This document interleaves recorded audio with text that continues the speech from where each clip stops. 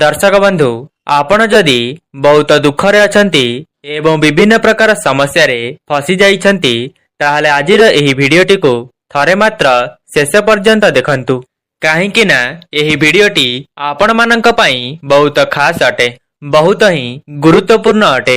आजिर एही भिडियो रे आमे आलोचना करिबा कहार नाम चिंता करी बाछंतु गोटिए नंबर एवं देखंतु आपणकर दुख केबे सरीब। प्रथमर मु आपणकु कहि देबाकु चाहिबी एही भिडियोटी संपूर्ण रूपे अंकशास्त्र उपरे आधारित अटे। अंकशास्त्र अनुसारे आपणक जीवन रे आगकु घटिबाकु जाउथिबा किछि भविष्यवाणी विषय रे आमे आपणकु कहिबा पई जाउछु।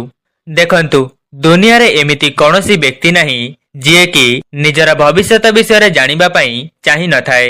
सदा सर्वदा आम जीवन रे किछि एपरि घटी थाए जहा कि आम जीवन रे हठात घटी थाए जहा पई आमे पूर्वरु प्रस्तुत न थाउ।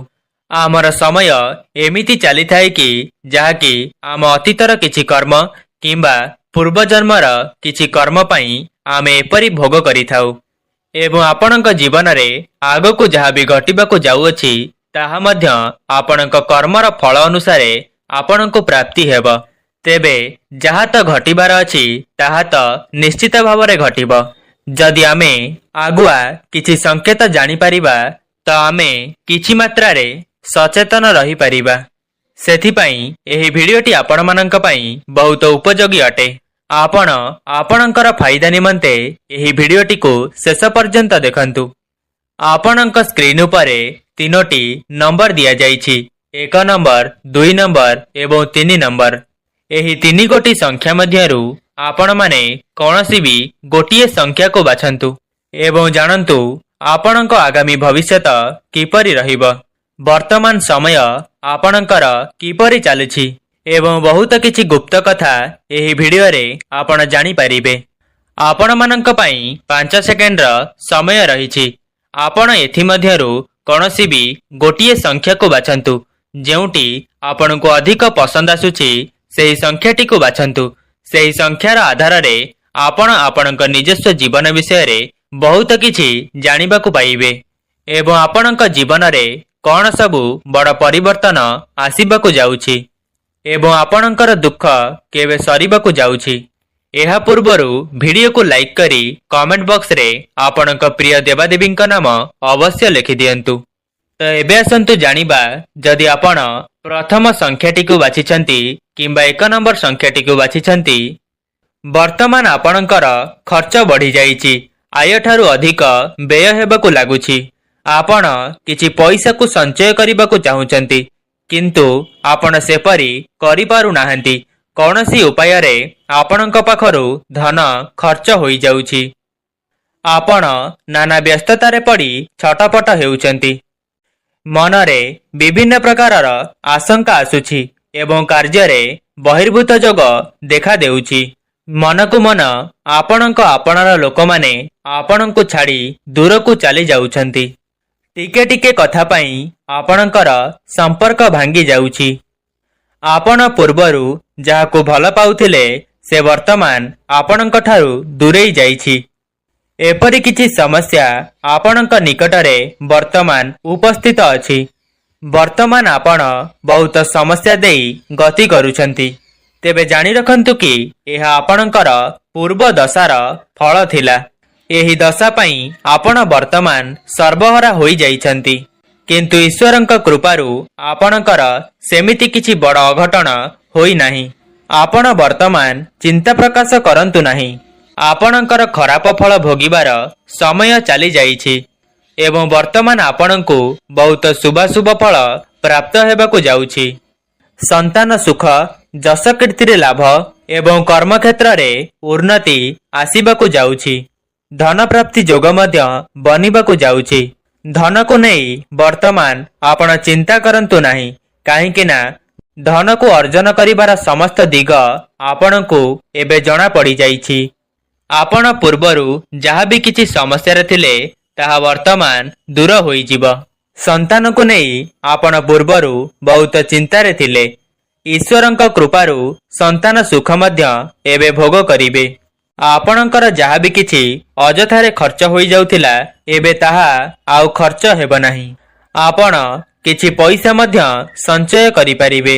ଆପଣଙ୍କର ଆର୍ଥିକ ପରିସ୍ଥିତିର ସମ୍ବଳ ନଥିଲା, ଆପଣଙ୍କ ଆର୍ଥିକ ପରିସ୍ଥିତି ଭଲ ନଥିଲା।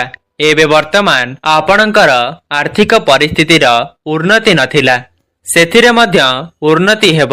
ଆପଣଙ୍କର ଆୟ ତୁଳନାରେ ବ୍ୟୟ କମ୍ ହୋଇଯିବ। ପାରିବାରିକ ସୁଖ ଆପଣଙ୍କୁ ପ୍ରାପ୍ତି ହେବ। ଏବଂ ଆପଣ ଗୋଟିଏ କଥା ମନେ ରଖନ୍ତୁ କି ବହୁତ ସହଜରେ ଆପଣ କାହାକୁ ବିଶ୍ୱାସ କରନ୍ତୁ ନାହିଁ। ଆପଣ ସଦାସର୍ବଦା ତର୍କର ସାହାଯ୍ୟ ନିଅନ୍ତୁ, ବିବେକର ସାହାଯ୍ୟ ନିଅନ୍ତୁ। ଯାହା ବି ନିଷ୍ପତ୍ତି ନେଉଛନ୍ତି ଭାବିଚିନ୍ତିକି ନିଅନ୍ତୁ। କାହାକୁ ଆଶାଠାରୁ ଅଧିକ ବିଶ୍ୱାସ କରନ୍ତୁ ନାହିଁ ଏବଂ କାହା କଥାରେ ବି ଭାସି ଯାଆନ୍ତୁ ନାହିଁ। ଦର୍ଶକ ବନ୍ଧୁ, ଯଦି ଆପଣ 1 ନମ୍ବର ସଂଖ୍ୟାଟିକୁ ବାଛିଥିଲେ ତାହେଲେ କମେଣ୍ଟ ବକ୍ସରେ 1 ଲେଖିଦିଅନ୍ତୁ। ଏବେ ଆସନ୍ତୁ ଜାଣିବା 2 ନମ୍ବର ସଂଖ୍ୟା ବିଷୟରେ। ଯେଉଁମାନେ 2 ନମ୍ବର ସଂଖ୍ୟାଟିକୁ ବାଛିଛନ୍ତି ସେମାନଙ୍କର ଭାଗ୍ୟ କଣ କହୁଛି ଆସନ୍ତୁ ଜାଣିବା। ଦେଖନ୍ତୁ, ବର୍ତ୍ତମାନ ଆପଣଙ୍କର ସ୍ତ୍ରୀ ଲାଭର ଯୋଗ ଦେଖାଦେଉଛି। ମନର ସମସ୍ତ ଇଚ୍ଛା ବର୍ତ୍ତମାନ ପୂରଣ ହେବାକୁ ଯାଉଛି।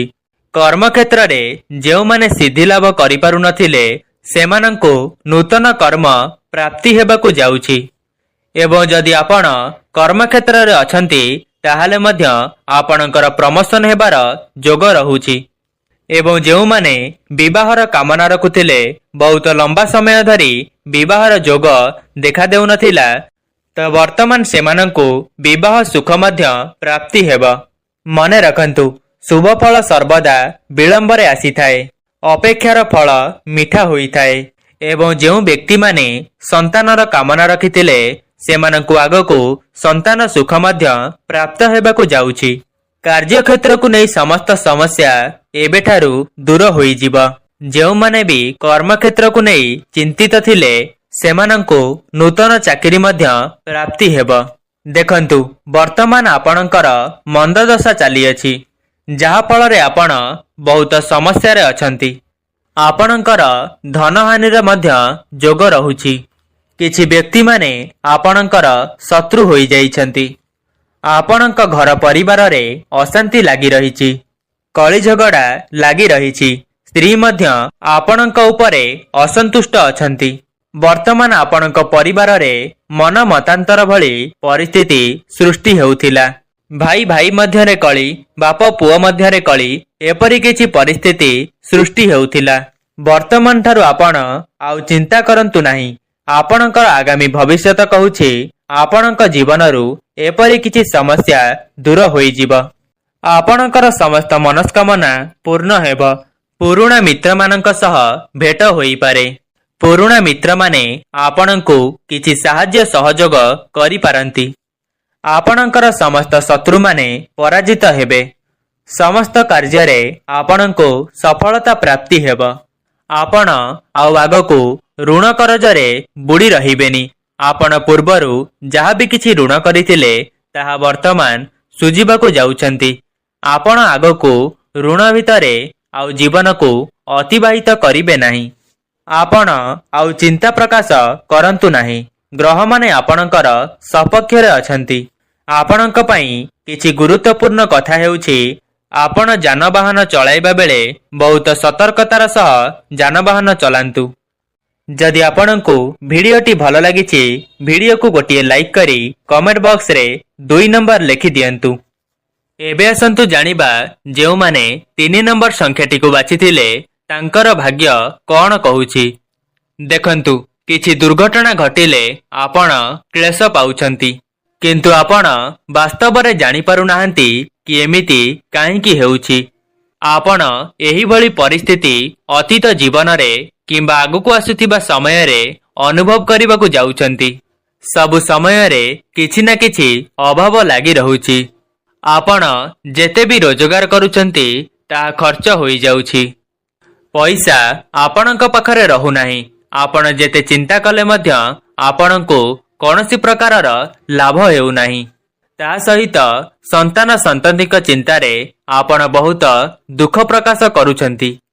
ଆପଣ ଯେଉଁ ବି କାର୍ଯ୍ୟରେ ହାତ ଦେଉଛନ୍ତି ତାହା ସମ୍ପୂର୍ଣ୍ଣ ହେଉନାହିଁ, ସେଥିପାଇଁ ମଧ୍ୟ ଆପଣ ବହୁତ ଦୁଶ୍ଚିନ୍ତାରେ ଅଛନ୍ତି। ତ ଜାଣି ରଖନ୍ତୁ କି ଆପଣଙ୍କ ବର୍ତ୍ତମାନ ସମୟ କିଛି ଏହିପରି ରହିଛି। ଆପଣ କେବଳ ଏହି ସମୟକୁ ଅତିବାହିତ ହେବାକୁ ଦିଅନ୍ତୁ, କାହିଁକି ନା ଆଉ ଅଳ୍ପ ଦିନ ମଧ୍ୟରେ ହିଁ ଆପଣଙ୍କର ଏହି ସବୁ ସମସ୍ୟା ଦୂର ହେବାକୁ ଯାଉଛି। ଆପଣଙ୍କ ପାଇଁ ଦକ୍ଷିଣକାଳୀଙ୍କ ଉପାସନା କରିବା ବହୁତ ଲାଭକାରୀ ହେବ।